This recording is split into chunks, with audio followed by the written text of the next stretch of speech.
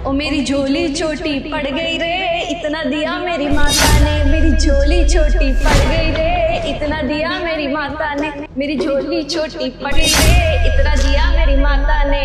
Madam वो पैसे। पैसे? अरे भैया आपको शर्म वरम नहीं आती है क्या? अभी डब्बा भर के मैंने चावल दिए दीदी को और आप पैसे पैसे कर रहे हो। दान का कोई महत्व है कि नहीं? शर्म नहीं आ रही आपको पैसे मांगते हुए? दीदी ये पैसे नहीं मांग रहे, आप समझो तो बात। अरे क्या समझू मैं, क्या समझू? इतने सारे चावल दान में दिए तो अब तुम्हारे लिए मैं अपने घर की प्रॉपर्टी तुम दोनों के नाम कर दूं या अपने गाड़ी की चाबी तुम्हें दे दूं कि ले जाओ भाई मेरी गाड़ी भी ले जाओ तुम लोग। जितना मिला है ना उतने में खुश रहना सीख लो तुम दोनों। अरे मैडम मैं वो नहीं कहना चाहता। अरे शर्म करो तुम दोनों। एक तो दया खा करके ना मैंने तुम दोनों को इतने सारे चावल दान में दे दिए और तुम फालतू की बकवास किए जा रहे हो, पैसा पैसा किए जा रहे हो। दीदी आपको गलत फहमी हो गई है। आप एक काम करिए, जो आपने दिया है ना वो वापसी ले लीजिए। देखिए आपने जो हमें दिया है ना ये हम नहीं ले सकते, कृपया आप इसे वापस रख लीजिए, हमें नहीं चाहिए। अरे हे भगवान भैया, कैसा पाप करवा रहे हो? अनर्थ करवा दोगे क्या मेरे से? आप ये कह रहे हो कि मैंने जो दान में चीजें दी हैं वो मैं वापस ले लूं? ये पाप मेरे से नहीं होगा भैया, क्योंकि मेरे बड़े बुजुर्गों ने हमेशा मेरे को एक चीज सिखाई है कि बेटा अगर एक बार दान में तूने कुछ दे दिया ना तो वो भूल के भी वापस नहीं लेना। अनर्थ करवाओगे आप तो। देखो मेरे को जो देना था ना मैंने वो दे दिया, अब तुम लोग मेरे से बहस मत करो, तुम लोग जाओ चलो यहाँ से। दीदी जब आपको सच्चाई पता लगेगी ना तो पाप लगेगा आपको, मैं बता रही हूँ। हाँ हमारी पत्नी एकदम सही कह रही है, आपने जो दिया है ना ये हम रख नहीं सकते, आप इसे वापस ले लीजिए, हमें नहीं चाहिए। हे भगवान दीदी, एक तो मैंने आपको इतने मन से दान दिया और आप लोग मुझे श्राप दे रहे हो क्या कि मैं पछताऊंगी ये दान देके? दान देने के बाद अगले इंसान को आशीर्वाद मिलता है और आप तो मेरे को श्राप दे रहे हो यार। देखिए हम दोनों आपको श्राप नहीं दे रहे हैं, हम बस इतना ही कह रहे हैं कि जो पैसे। देखिए मैं आप लोगों के सामने ना हाथ जोड़ दूं, आप लोग प्लीज जाइए यहाँ से। पर एक बात तो पक्की है, आज के बाद ना मैं किसी भी गरीब की मदद नहीं करने वाली। तुम लोग जाओ चलो यहाँ से। अंकिता ये क्या किया तुमने? क्या किया मतलब? गरीब लोग आए थे, उनको मैंने राशन के चावल दिए। चावल थे वो? दिमाग सही है तुम्हारा? अरे पैसे दे दिए उन्हें इतने सारे। कैसी बातें कर रहे हो आप? मैंने इसमें चावल रखे थे और चावल के सिवा ना मैंने उनको कुछ नहीं दिया है। तुम्हारा दिमाग ठिकाने पर है कि नहीं? अभी देख कर आ रहा हूँ किचन में चावल का डब्बा वहीं रखा हुआ है और जो पैसों का डब्बा था ना वो लेकर आई हो तुम और सारे के सारे पैसे उनकी झोली में डाल दिए। दिमाग खराब है क्या आपका? आपको क्या लग रहा है कि मेरे को दिखता नहीं है? अंधी बंधी हूं मैं या मेरे अंदर दिमाग नहीं है? अगर मैं उनको पैसे दूंगी तो मेरे को दिखाई नहीं देगा? मैंने उनको चावल दिए हैं और इस डब्बे के अंदर ना मैंने राशन के चावल रखे थे उन लोगों को देने के लिए, तो बस मैंने उनको चावल दिए हैं। मेरे अंदर दिमाग नाम की चीज नहीं है क्या कि मैं उनको चावल की जगह पैसे दे दूंगी? कैसी बातें कर रहे हो आप? तो किचन में चावल का डब्बा कर क्या रहा है? अंकिता मेरी मेहनत की कमाई थी, वो हराम की कमाई नहीं थी तो तुमने उन्हें दे दी सारी की सारी। देखो आप ना गलत समझ रहे हो, मैंने उनको कोई पैसे वैसे नहीं दिए। आप एक बार अंदर जाकर के चेक कर लो, वहीं पे होंगे आपके सारे के सारे पैसे। मेरे को अच्छे से ध्यान है, मैंने चावल दिए हैं, आपके पैसे नहीं। मैंने बोल दिया ना तुम्हें कि पैसे किचन में नहीं है।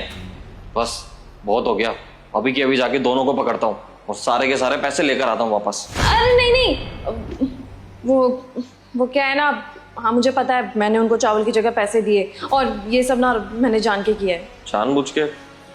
मतलब मैं कुछ समझा नहीं। वो एक्चुअली क्या है ना, वो पैसे मैंने उनकी मदद के लिए दिए थे और आज सुबह ही मैंने उनकी बातें सुनी थी। आपको पता है आज सुबह मैंने उनकी बातें क्या सुनी?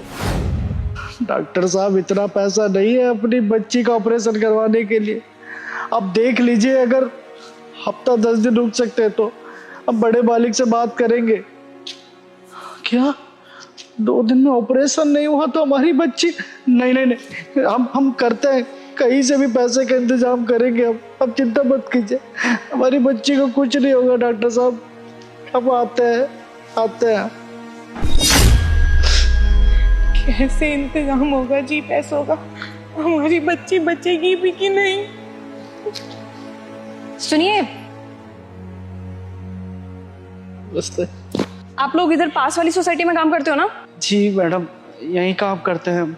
वो क्या है ना, मेरे घर में राशन के चावल पड़े हुए थे, कोई खाता है नहीं, सबको बासमती चावल चाहिए। वो राशन का चावल ना ऐसे कैसे रखा रह जाता है, तो मैं सोच रही थी कि वो चावल आपको दे दूं, आप लोग खा लोगे तो दे दूं आपको? हाँ हम ले लेंगे मैडम। तो ठीक है, आ जाओ फिर, पीछे ही है मेरा घर। ठीक है, लंच होगा ना तो हम आते हैं लंच में। ठीक है तो फिर आ जाना, 102 बी है ना वहां पे आ जाना, 2nd फ्लोर है मेरा। ठीक है।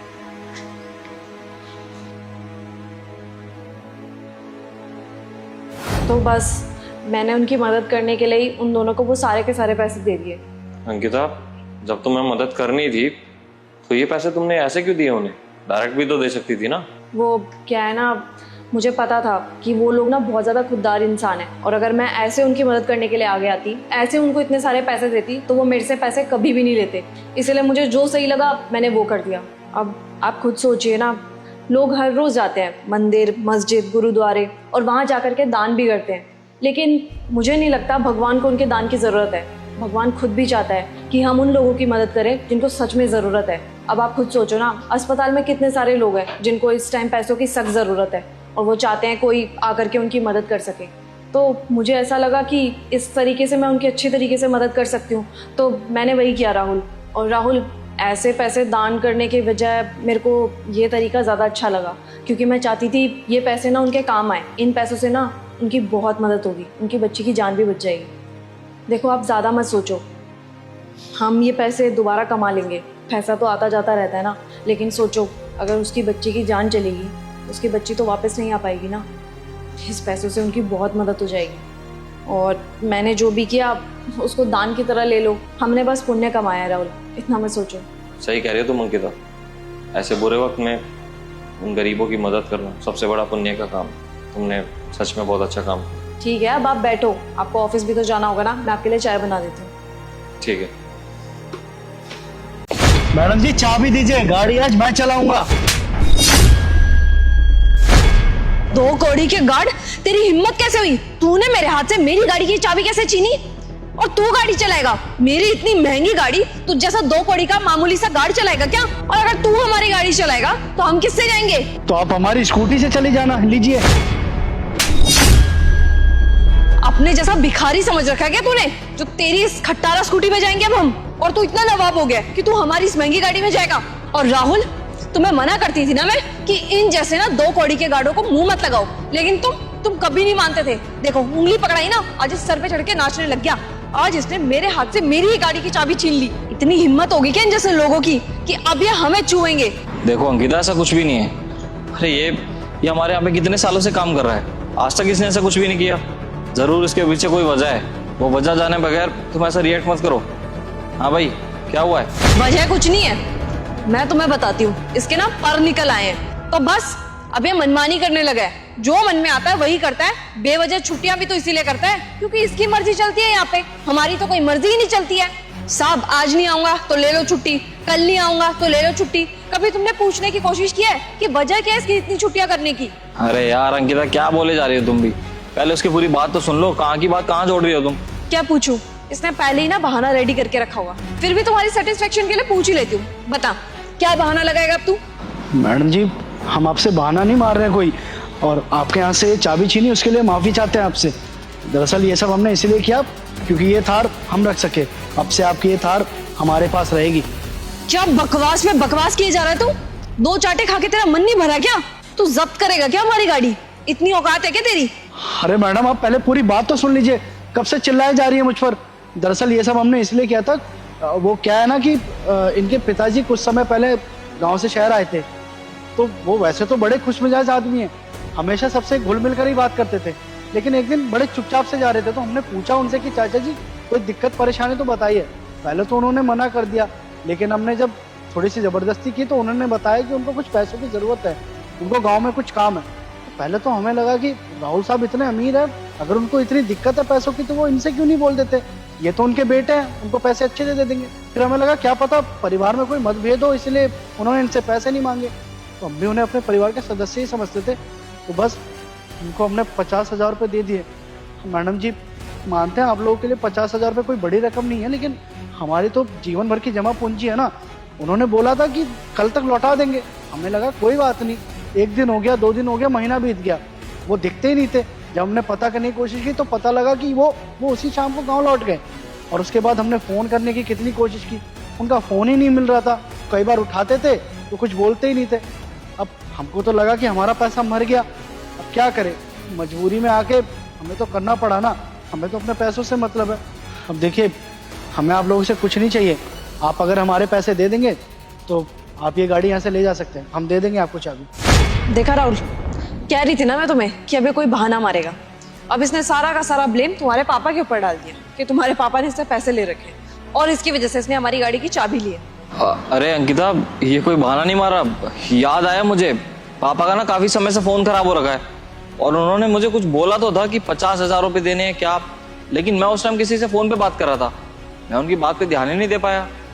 अब याद आया वो किस बारे में बात कर रहे थे। जरूर जतिन से उन्होंने अर्जेंट में पैसे ले लिए होंगे, तो उन्हीं पैसों की बात कर रहे थे वो। अब फोन खराब होने की वजह से मैं उनसे बात भी नहीं कर पाया कि वो किस 50,000 रुपये की बात कर रहे थे और किसे देने थे।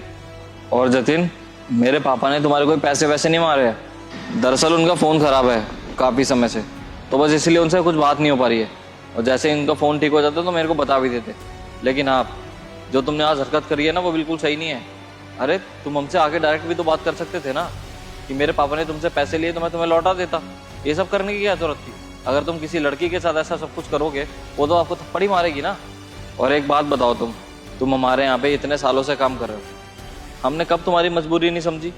अरे जो इंसान तुम्हें इतना सब कुछ समझ रहा है, उसके बाद तुम उसके साथ ऐसा कर रहे हो। देखो, ये बिल्कुल सही नहीं है। अगली बार से ऐसा नहीं होना चाहिए। सब आपकी बात बिल्कुल ठीक है और हमने कुछ ज़्यादा ही कर दिया आप लोगों के साथ, लेकिन हम करें तो करें क्या? हमें लगा कि अगर हम अपनी परेशानी आपको बताएंगे, उन पैसों के बारे में आपको बताएंगे तो शायद आपको हमारी बातों पे भरोसा ही ना हो। और वैसे भी आप लोग ठहरे बड़े आदमी, फिर हम क्या कर पाते, क्या बिगाड़ पाते आपका, इसीलिए हमने ऐसा किया। और देखिए ना, आपके पिताजी का फ़ोन नहीं लग रहा था तो हमें लगा था कि वो पैसे लेके चले गए। हमें क्या पता था कि उनका फ़ोन ख़राब है। देखिए साहब, हमें हमारे पैसों से मतलब है, हमारे आप लोग पैसे दे दीजिए और कुछ नहीं चाहिए आपसे। अभी तो हमें कहीं काम से जाना है, तो जब मैं वापस आऊँगा ना शाम को, तब तुम आके मेरे ऑफिस में से पैसे ले लेना, ठीक है? ठीक है साहब, माफ़ कर देना हमें। हाँ मैडम जी, हमें आप माफ़ कर देना, आपके साथ बड़ी बदतमीजी से पेश आए हम। कोई बात नहीं, शायद मैंने भी कुछ ज़्यादा ही रिएक्ट कर दिया और गुस्से में आकर के तुम्हें थप्पड़ भी मार दिया। प्लीज़ मुझे भी माफ़ करना, मुझे पता ही नहीं था तुम ये किस सिचुएशन में आके कर रहे हो। अब आप लोग जा सकते हैं। ये लीजिए आपकी गाड़ी की चाबी।